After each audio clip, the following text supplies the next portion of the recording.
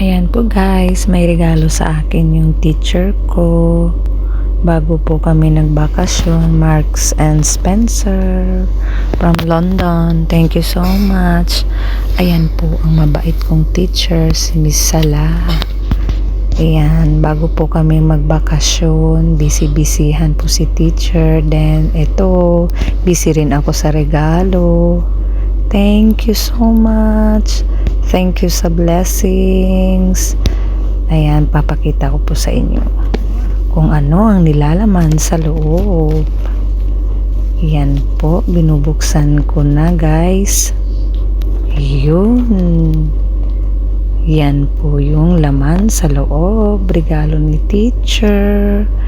Christmas gift niya po sa akin. Salamat sa kanya. Salamat din Lord. Salamat teacher. Ayan. Yan si teacher ko, Miss Sala.